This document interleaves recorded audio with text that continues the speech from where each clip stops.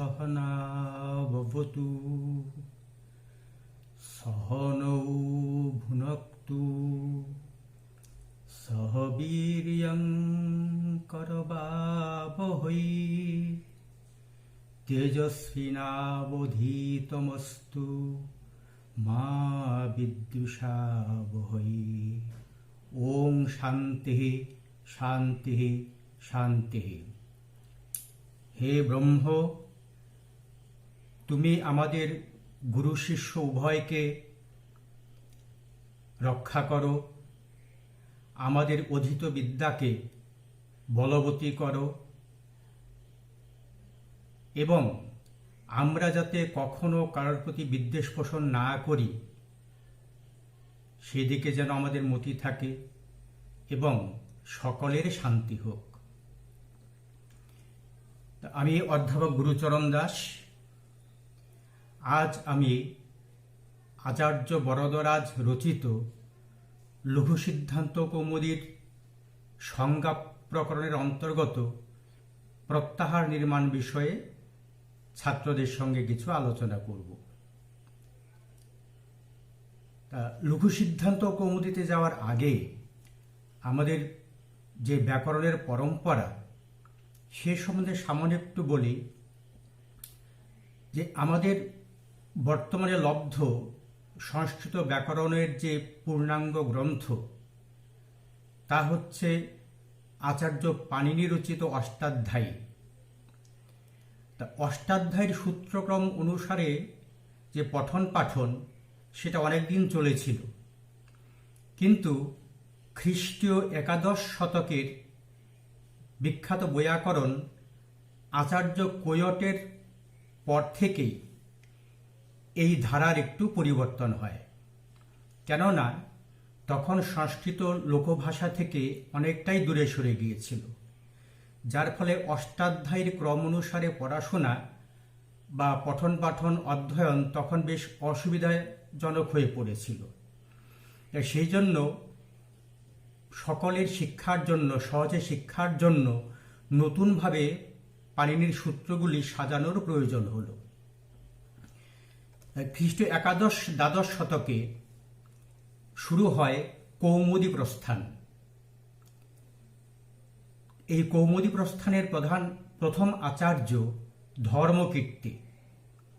তার রচিত গ্রন্থ রূপাবতার, এই গ্রন্থে পাণিনির অষ্টাধ্যায়ীর 2559টা সূত্র গ্রহণ করা হয়েছে। এর পরের আচার্য বিমল সরস্বতী, তিনি চতুর্দশ খ্রিস্টাব্দের বৈয়াকরণ, তার গ্রন্থের নাম রূপমালা।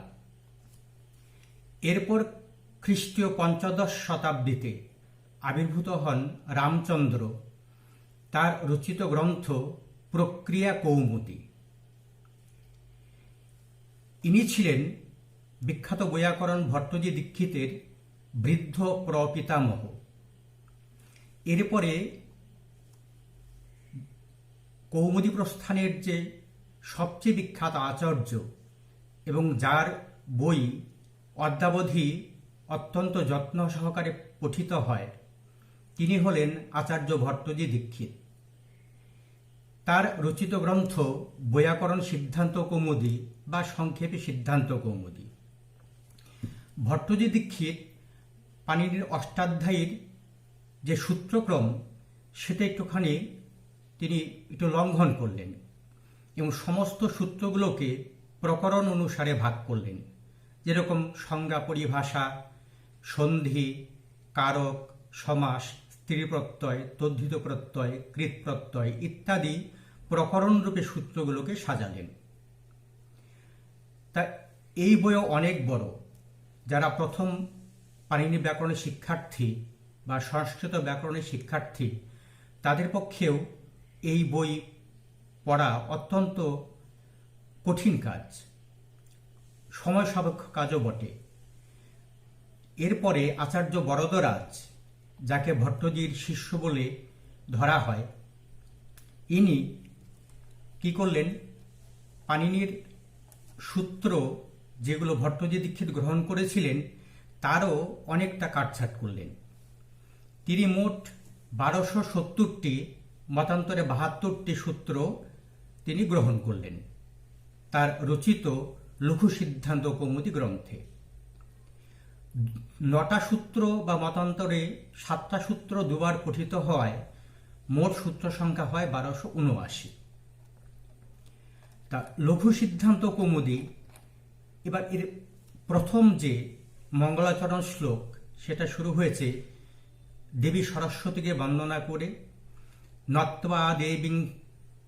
নত্বা সরস্বতীং দেবীং শুদ্ধাং গুণ্যাং করম্যহম পাণিনি প্রবেশায় লঘু সিদ্ধান্ত কৌমুদী। এখানে সিদ্ধান্ত শব্দের অর্থ বাদী প্রতিবাদীভ্যাং নির্ণীত অর্থ সিদ্ধান্ত, অর্থাৎ বাদী ও প্রতিবাদী উভয় পক্ষই যুক্তি দ্বারা বিচার করে যে বিষয়কে মেনে নেন তাকেই বলা হয় সিদ্ধান্ত। আর কৌমুদী শব্দের অর্থ চাঁদের জ্যোৎস্না, চাঁদের স্নিগ্ধ আলো যেমন রাতের অন্ধকার দূর করে জগতের বস্তুকে প্রকাশ করে, সকলকে আনন্দ দেয়, সকল বস্তু আমাদের দর্শনযোগ্য করে, তেমনি যে গ্রন্থ বৈয়াকরণদের সমস্ত সিদ্ধান্ত প্রকাশ করে ব্যাকরণ জিজ্ঞাসুদের ব্যাকরণ বিষয়ে অজ্ঞানতা দূর করে আনন্দদান করে, সেই গ্রন্থকে বলা হয় সিদ্ধান্ত কৌমুদী। যে সিদ্ধান্ত কৌমুদী লঘু বা স্বল্প আয়তন বিশিষ্ট তাই লঘু সিদ্ধান্ত কৌমুদী। এই লঘু সিদ্ধান্ত কৌমুদীর সূত্রের যে ব্যাখ্যা, যেটাকে আমরা বৃত্তি বলি, সেটা আচার্য বরদরাজ, আচার্য ভট্টজি দীক্ষিতের কোনো কোনো ক্ষেত্রে হুবহু অনুকরণ করেছেন, কোনো কোনো ক্ষেত্রে কিছুটা পরিবর্তন করে নিজে ব্যাখ্যা করেছেন। তাই এদিক থেকে বিচার করলে এই গ্রন্থের মৌলিকতা অনেক কম। লেখক অবশ্য সে দাবিও করেননি, তবে প্রথম পাণিনি ব্যাকরণ শিক্ষার্থীর পক্ষে এই গ্রন্থটি অত্যন্ত অপরিহার্য এবং সেই দিক বিবেচনা করেই সারা ভারতের বিভিন্ন বিশ্ববিদ্যালয়ের অধীনে যে সমস্ত কলেজগুলো আছে সেখানে কিছু কিছু বিষয় পাঠ্য হিসাবে নির্বাচিত করা হয়েছে। আমাদের কোচবিহার পঞ্চানন বর্মা বিশ্ববিদ্যালয়ের ইউজি কোর্সেও এই লঘু সিদ্ধান্ত কৌমুদীর বেশ কিছু প্রকরণ পাঠ্য আছে। তা যাই হোক, আমার অনেক ছাত্রছাত্রী পাশ করে গেছে, অনেক ছাত্রছাত্রী পড়াশোনা করছে এবং বিভিন্ন কলেজেও অনেক নতুন শিক্ষক জয়েন করেছেন। যেহেতু সিবিসিএস চালু হয়েছে সেজন্য সময়ের অভাবে পুরোটা সবাই ঠিকমতো পড়াতে পারেন না বা ছাত্ররাও ঠিকমতো তাদের বোঝা হয়ে ওঠে না। সেই জন্য এই লকডাউনে আমি একটু সিদ্ধান্ত নিলাম এবং অনেকটা ছাত্রছাত্রীদের দাবি মেনেই এই কাজে আমি ব্রতী হলাম। তা যাই হোক, লঘু সিদ্ধান্ত কৌমুদীর যে প্রথম প্রকরণ সেটা সংজ্ঞা প্রকরণ। তা তারও প্রথম যে বিষয়টা সেটা হচ্ছে, আমরা জানি যে প্রথমে ওই হলন্ত্যম সূত্র দিয়ে শুরু হয়েছিল, কিন্তু তার আগে আছে সেই চতুর্দশ মাহেশ্বর সূত্র, যেটাকে প্রত্যাহার সূত্র বলা হয়। এবং এই মাহেশ্বর সূত্রগুলো আচার্য পাণিনি গুরু পরম্পরাক্রমে পেয়েছেন। এই মাহেশ্বর সূত্রগুলো আর কিছুই না, আমাদের যে বর্ণমালা, স্বরবর্ণ, ব্যঞ্জনবর্ণ এগুলো আছে, এগুলো একটু অন্যরকমভাবে বিন্যস্ত করে করা হয়েছে। এবং তার কতগুলো উদ্দেশ্য আছে। যখন আমরা বিভিন্ন প্রকরণ পড়ব তখন দেখব ওখানে খুব সংক্ষেপে কিছু বিষয় বলা আছে। তার মধ্যে একটা আছে প্রত্যাহার। এবার এই প্রত্যাহার নির্মাণ অনেক ছাত্র তাদের বুঝতে একটু সময় লাগে। তো যাই হোক, কিভাবে প্রত্যাহার নির্মাণ হবে এই বিষয়ে আমি আজকে ওদের সঙ্গে আমার মত শেয়ার করব। প্রত্যাহার শব্দের অর্থ কি? প্রত্যাহার শব্দের অর্থ হচ্ছে বর্ণের সংক্ষেপ। প্রত্যাহ্রিয়ন্তে সংক্ষিপ্যন্তে বর্ণা অনেনৈতি প্রত্যাহারঃ, অর্থাৎ সংক্ষেপে অনেক বর্ণকে আমি বোঝাবার জন্য যে অত্যন্ত ছোট করে যে বিষয়টা বলবো, যে শব্দটা বলবো, সেটি প্রত্যাহার। আর এই প্রত্যাহার নির্মাণের জন্য একটা সূত্র আচার্য পাণিনি করেছেন, আদির অন্তেন সহেতা। আদির অন্তেন সহেতা। আদি মানে হচ্ছে আদি বর্ণ, অন্তেন ইতা সহ। তার মানে এই যে প্রত্যাহার সূত্রগুলো আছে, সেখানে যে অন্তিম ইৎসংজ্ঞক বর্ণ, তার সঙ্গে প্রত্যাহারের আদিবর্ণ যুক্ত হয়ে এক একটা প্রত্যাহার গঠিত হবে। এবার দেখা যাক আমাদের যে অষ্টাধ্যায়ীর বা সংস্কৃত ব্যাকরণের যে মাহেশ্বর সূত্র, সেই 14টা সূত্র কি কি। ছাত্রছাত্রী উচ্চারণগুলো একটু খেয়াল করবে। অ ই উন, রিল রিক, এ ওং, ওই ঔচ, হয়বরট, লন, ইয়মঙ্গ ননম, ঝভই, ঘডধস, জবগডদস, খ খ ছ ঠ ত, চটতপ, কপয়, সশসর, হল। এই 14টা মাহেশ্বর সূত্রে আমরা যে বর্ণক্রম দেখতে পাচ্ছি, সেটা আমাদের পরিচিত বর্ণক্রম নয়।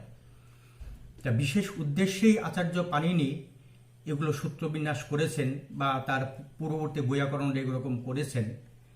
যাই হোক, এই 14টা মাহেশ্বর সূত্র থেকে আমাদের সংস্কৃত ব্যাকরণের প্রায় 42টা প্রত্যাহার গঠিত হয়। যেরকম প্রথম প্রত্যাহার হচ্ছে অন প্রত্যাহার। অন দুটো আছে। প্রথম প্রত্যাহার হচ্ছে অন, অমূর্ধন্যয় হসন্ত। এটা কিভাবে গঠিত হয়? অ ই উন, অ ই উন। একটু খেয়াল রাখবে, আমি কিন্তু অ ই উন বলছি, মূর্ধন্যয় হসন্ত বলছি। অনেকে ওই হসন্তটা উচ্চারণ করে না, বলে অ ই উন। এটা ভুল উচ্চারণ। সংস্কৃতের অনুস্বার বিসর্গেরও যথেষ্ট দাম আছে, তো সেই জন্য এগুলো আমাদের ঠিক মতো উচ্চারণ করতে হবে। তা প্রথম প্রত্যাহার সূত্র বা মাহেশ্বর সূত্র হচ্ছে অ ই উন। এবার এখানে ঈদ সংজ্ঞক বর্ণ কোনটা? মূর্ধন্য। এবার প্রশ্ন, ঈদ কাকে বলে? ঈদ মানে হচ্ছে যে বর্ণগুলোর সাহায্যে কিছু ব্যাকরণের কিছু উদ্দেশ্য সাধন করে কিছু নির্মাণ করা হয় এবং কার্যকাল শেষ হয়ে গেলে সেটা লুপ্ত হয়ে যায়, তাকেই বলা হয় ঈদ বর্ণ। আমরা যথাসময়ে সংজ্ঞা যখন আলোচনা করব তখন এগুলো আলোচনা করব। যাই হোক, এখানে সর্বশেষ ঈদ বর্ণ হচ্ছে মূর্ধন্যয় হসন্ত। তাহলে অন্তেন ইতা মানে অন্তিম ঈদ সংজ্ঞক বর্ণের সঙ্গে, তাহলে এখানে মূর্ধন্য সঙ্গে আদিবর্ণ কি? প্রত্যাহারের আদিবর্ণ হচ্ছে অ। তাহলে মূর্ধন্যর সঙ্গে অ যুক্ত হয়ে গঠিত হয় অন প্রত্যাহার। এবার এই অন প্রত্যাহার কি করবে? এই যে অবর্ণ অন্তিম ঈদ সংজ্ঞক বর্ণের সঙ্গে যুক্ত হলো, এই অবর্ণ নিজেকেও বোঝাবে এবং ঈদ বর্ণের আগে অন্য যে বর্ণগুলো আছে, অর্থাৎ মধ্যবর্তী বর্ণ, সেগুলোকেও বোঝাবে। তাহলে অন প্রত্যাহার বলতে আমরা বুঝব অ ই উ, এই 3টি বর্ণ। ঠিক আছে। এরপরে দ্বিতীয় অন, এটা কি হবে? এটা আমাদের পরবর্তী মানে অ ই উন থেকে শুরু করে লন পর্যন্ত যে প্রত্যাহার সূত্র আছে, টোটাল 6টা প্রত্যাহার সূত্র। তাহলে অ ই উন, রিল রিক, এ ওং, ওয়ৌচ, হয়বরট, লন। এখানে দেখলাম যে এখানে মূর্ধন্যয় হসন্ত অর্থাৎ লন প্রত্যাহার সূত্রের যে মূর্ধন্য, সেটা হচ্ছে অন্তিম ঈদ সংজ্ঞক বর্ণ। তার আগেও কিন্তু অন্য ঈদ বর্ণগুলো আছে, যেরকম নয় হসন্ত, কয় হসন্ত, চয় হসন্ত, টয় হসন্ত, এগুলো আছে। কিন্তু আমাদের সূত্রানুসারে অন্তেন ইতা সহ, তাহলে অন্তিম ঈদ সংজ্ঞক বর্ণ এখানে মূর্ধন্যয় হসন্ত অর্থাৎ লন সূত্রের মূর্ধন্যয় হসন্ত, তার সঙ্গে আদিবর্ণ অযুক্ত হলো, যুক্ত হয়ে দ্বিতীয় অনপ্রত্যাহার গঠন করল। এবার এই দ্বিতীয় অনপ্রত্যাহারে কি কি বর্ণ রইল? অ ই উ, রিল রি, এ ও, ওই ঔ, হয় বর ল। এবার খেয়াল করো, ওই যে হয় বর ল, এগুলো কিন্তু ব্যঞ্জন বর্ণ। তাহলে ব্যঞ্জনবর্ণ যখন হবে তখন প্রত্যেকটা নিচে কিন্তু তোমরা লেখার সময় হসন্ত দেবে। একমাত্র প্রত্যাহার সূত্র যখন লিখবে তখন হসন্ত দিতে হবে না, কারণ হলে উচ্চারণ করা যাবে না। কিন্তু প্রত্যাহারে কি কি বর্ণ আছে এটা যখন বোঝাবে তখন ব্যঞ্জন বর্ণগুলোর নিচে হসন্ত দিতেই হবে। তাহলে অনপ্রত্যাহারে তোমাকে যে বলা হয় সংক্ষেপে তুমি কিভাবে বলবে, আমরা দেখলাম যে অ থেকে ওই অইউন থেকে ওয়ৌচ পর্যন্ত এখানে আছে সম্পূর্ণ স্বরবর্ণ, তারপরে হয় বর ল, এইভাবে সংক্ষেপে মনে রাখতে হবে। তাহলে দ্বিতীয় অনপ্রত্যাহারে কি আছে, সম্পূর্ণ স্বরবর্ণ হয় বর ল, এই কয়েকটি বর্ণ। তারপরে অপ্রত্যাহার, অকয় হসন্ত, এখানে কি কি প্রত্যাহার সূত্র নিয়ে গঠিত হলো, অ ই উন রিল রিক। এই যে রিল রিক সূত্র, এখান দেখলাম আমরা অন্তিম ইৎসংজ্ঞক বর্ণ হচ্ছে কয় হসন্ত অর্থাৎ ক, এর সঙ্গে আদি বর্ণ অযুক্ত হয়ে অপ্রত্যাহার গঠন করলো। কোন সূত্র, আদির অন্তেন সহেতা, অর্থাৎ আদি বর্ণ অন্তিম ইৎসংজ্ঞক বর্ণের সঙ্গে যুক্ত হয়ে এই অপ্রত্যাহার গঠন করল। তাহলে এই অপ্রত্যাহারে কি কি বর্ণ রইল, অ ই উ রি লি, এই 5টা স্বরবর্ণ। তারপরে 4 নম্বর প্রত্যাহার অচ প্রত্যাহার। এবার অচ, অ ই উন রিল রিক এ ওং ওই ঔচ, এই কয়েকটা প্রত্যাহার সূত্র নিয়ে গঠিত হলো। এখানে অন্তিম ইৎসংজ্ঞক বর্ণ হচ্ছে ওই ঔচ, এই প্রত্যাহার সূত্রের চয় হসন্ত, এর সঙ্গে আদি বর্ণ অযুক্ত হলো, যুক্ত হয়ে অচ প্রত্যাহার গঠন করলো। এখানে লক্ষ্য করো কোনো ব্যঞ্জন বর্ণ নেই, সবই স্বরবর্ণ। অর্থাৎ সমস্ত স্বরবর্ণকে আমরা যদি সংক্ষেপে বোঝাতে চাই তাহলে অচ এই শব্দটা বললেই হবে, প্রত্যেকটাকে পৃথক পৃথক করে বলতে হবে না। তাহলে অচ মানে হচ্ছে সম্পূর্ণ স্বরবর্ণ। এরপরে অট প্রত্যাহার। এবার অট প্রত্যাহারের ব্যাপ্তি কত পর্যন্ত, ওই হয় বরট পর্যন্ত। তাহলে অ ই উন রিল রিক এ ওং ওই ঔচ হয় বরট। তাহলে এখানে হয় বরট এই প্রত্যাহার সূত্রের অন্তিম ইৎসংজ্ঞক বর্ণ হচ্ছে টয় হসন্ত, এর সঙ্গে আদি বর্ণ যুক্ত হল, যুক্ত হয়ে অট প্রত্যাহার গঠন করল। সূত্র কি, আদির অন্তেন সহেতা, এই সূত্রটা কিন্তু মনে রাখতে হবে সবসময়। তাহলে এখানে অট বলতে আমরা কি কি বুঝবো, তাহলে সম্পূর্ণ স্বরবর্ণ, তারপরে হয় বর, হয় বর। তাহলে এখানে দেখো, এখানে খেয়াল করো টয় হসন্তটা আমি রাখলাম, উচ্চারণ করলাম, এই যে অ ইউনের মূর্ধন্য হসন্ত, তারপরে রিলিকের কয় হসন্ত, এ ওং এর উময় হসন্ত, ওই ঔচের চয় হসন্ত, এইগুলোকে কিন্তু আমি অট প্রত্যাহারে গঠন করলাম, গ্রহণ করলাম না। কেন গ্রহণ করলাম না, একটা কথা আছে, প্রত্যাহারেষু ইতাং ন গ্রহণম, অর্থাৎ প্রত্যাহারে ইৎসংজ্ঞক বর্ণগুলির গ্রহণ হবে না। এবার প্রশ্ন হচ্ছে গ্রহণ করলে কি হবে, তাহলে গ্রহণ যদি করো তাহলে দেখো ওই অচ প্রত্যাহারে অ ইউন থেকে ওইস পর্যন্ত ওখানে মূর্ধন্য হসন্ত, কয় হসন্ত, চয় হসন্ত আছে। এবার সবগুলোকে যদি গ্রহণ করো, ঈদ বর্ণগুলোকে যদি গ্রহণ করো, তাহলে এই বর্ণগুলো তখন কি হবে, স্বরবর্ণের অন্তর্ভুক্ত হয়ে যাবে এবং সেটা মহান অনর্থ হবে। সেই জন্যই ব্যাকরণের যে নিয়ম সেই অনুসারে প্রত্যাহারে কখনো ঈদ বর্ণের গ্রহণ হবে না। তাহলে অট প্রত্যাহারে আমরা পেলাম সম্পূর্ণ স্বরবর্ণ হয় বর। এরপরে অম প্রত্যাহার, অম প্রত্যাহার কোন পর্যন্ত, অইউন থেকে শুরু করে ইয়মং ননম, ওই যে ইয়মং ননম ময় হসন্ত, তার সঙ্গে অ ই উনের অ অর্থাৎ অম প্রত্যাহারের আদিবর্ণ অযুক্ত হলো, যুক্ত হয়ে অম প্রত্যাহার গঠন করলো। এবার ঈদ বর্ণগুলোকে বাদ দিতে হবে। বাদ দিলে আমাদের কি থাকবে, যে সম্পূর্ণ স্বরবর্ণ হয় বর ল ইয়মং ননম। এবার আরো যদি সংক্ষেপে মনে রাখো তাহলে কি বলতে হবে, সম্পূর্ণ স্বরবর্ণ হয় বর ল, আর হচ্ছে বর্গের পঞ্চম বর্ণ অর্থাৎ ক থেকে ম পর্যন্ত এই যে 25টা স্পর্শবর্ণ, এগুলোকে 5টা বর্গে ভাগ করা হয়। দেখো ইয় ম ম মূর্ধন্য দন্তন্য এই সবগুলোই কিন্তু এই 5টা বর্গের পঞ্চম বর্ণ। ঠিক আছে, এরপরে অল প্রত্যাহার। এবার অল প্রত্যাহার যখন তোমরা গঠন করবে দেখবে অয়ুন থেকে শুরু করে অয়ুন প্রথম সূত্র প্রত্যাহার সূত্র, চতুর্দশ যে মাহেশ্বর সূত্র হল, এই হলের যে লয় হসন্ত তার সঙ্গে অয়ুনের অযুক্ত হবে, যুক্ত হয়ে অল প্রত্যাহার গঠন করবে।